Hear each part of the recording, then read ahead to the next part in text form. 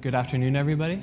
My name is Brandon Wagstaff, and I'm currently studying engineering physics and management at McMaster University, and I just finished my second year here. And last summer, I worked for Dr. Adrian Kutai of McMaster University, and for part of the summer, we designed a prism-based solar cell concentrator.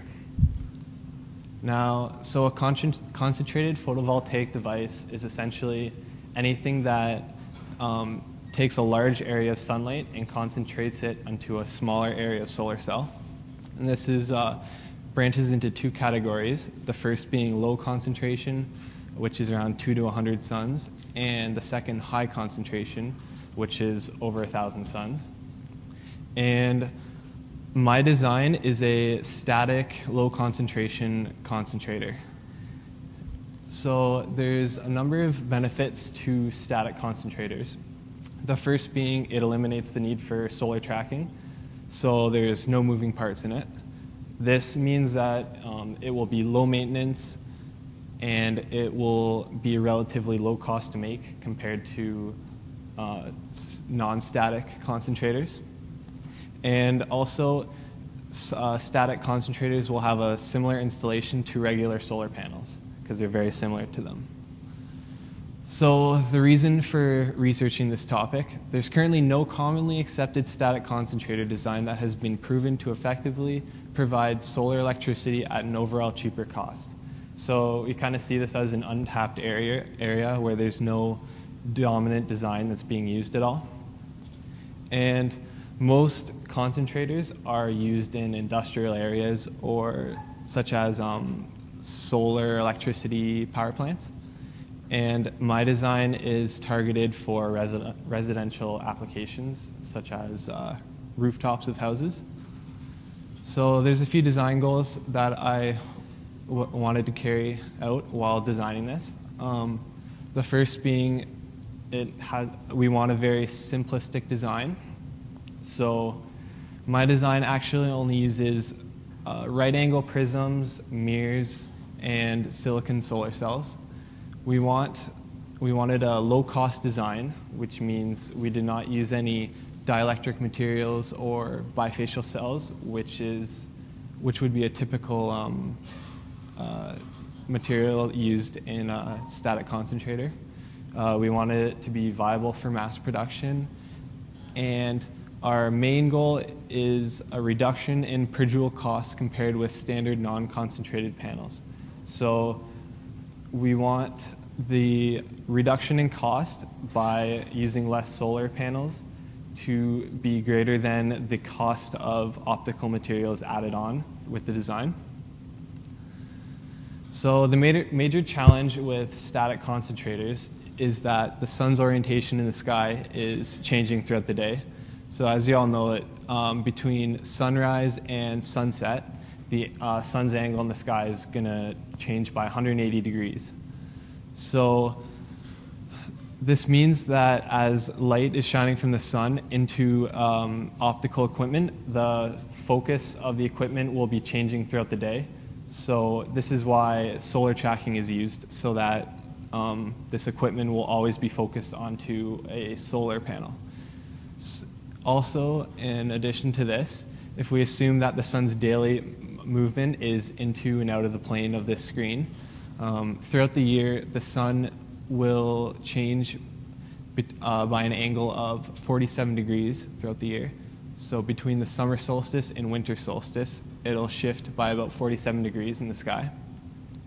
So therefore, a static concentrator has to have a large acceptance angle of light, 47 degrees in one direction and 180 in the other direction. So we started off with the simple prism.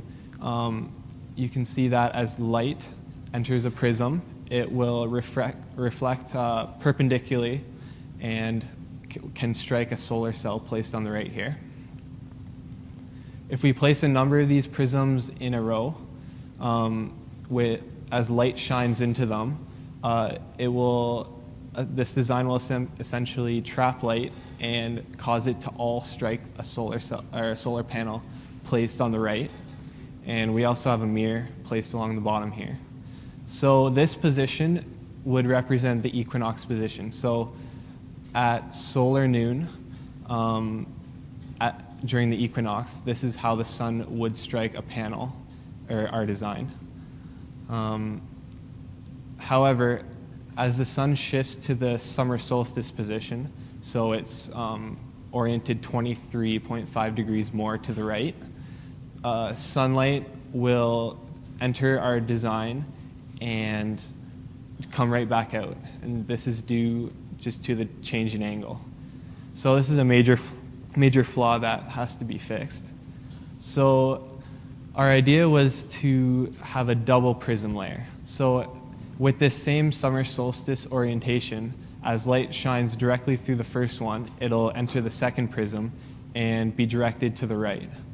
So if we place a number of these in a row, as light enters through the summer solstice position, instead of reflecting off like it did before, the double prism layer traps it, and now all the light will, or most of the light will strike the solar panel placed here.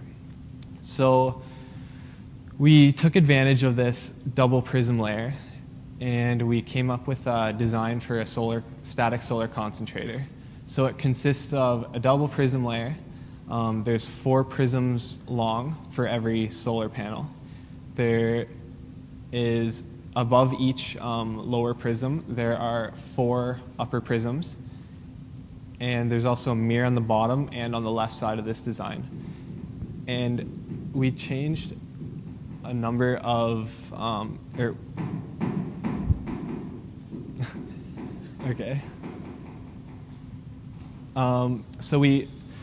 There was a number of variables that we changed to determine that this was the best design. We changed the lower prism sizes, the upper prism sizes. We tried adding more prisms to the end, and we determined through simulation that this was the optimal design.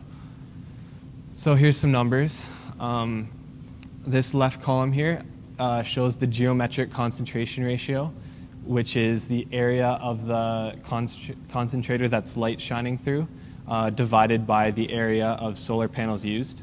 So with 2 layers, the geometric concentration ratio is about 3.31.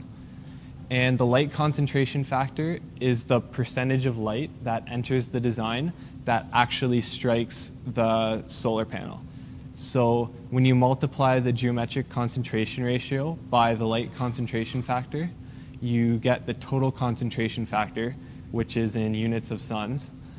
So we found that using the 1-layer design, while we had a high concentration factor during the winter solstice and equinox, over 3 each one, it's 0 for the summer solstice, as I showed in that earlier diagram.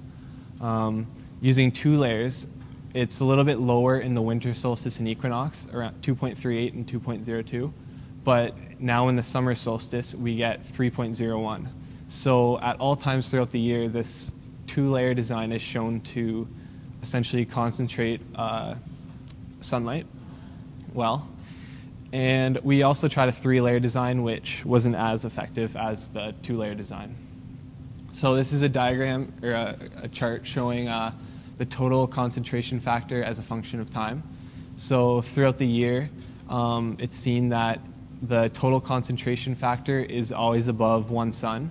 But for a period of about 5 months during the summer, we get a very high concentration factor over 3, which is pretty good, we think. So the average throughout the year is 2.25 suns at midday. And so there's a few advantages to this design. First, it's very simple. It uses not a lot of different optical components. It's also scalable, so you could use it with any size area you want. It's weather resistant, as the prisms would protect the solar panel used. This design will accept diffuse light in addition to direct light, so it will work on cloudy days. There's no solar tracking used, and also there's a high a high accuracy fabrication and installation is not necessary. For a lot of the high concentration solar concentrators, you need a very high degree of accuracy, which adds a lot to the cost, and this is not necessary. And this design can be used with inexpensive silicon solar cells as opposed to high concentration designs that use much more expensive high efficiency solar cells. So in conclusion, we've developed a novel static concentrator design. It's a simple design consisting of only prisms and reflective coatings. We achieved a light concentration factor between 2 and 3 suns. It's a 2.25 average. And there's a 5-month peak of 3+ suns at midday. And we have not yet taken into account any Fresnel losses yet. So that's it.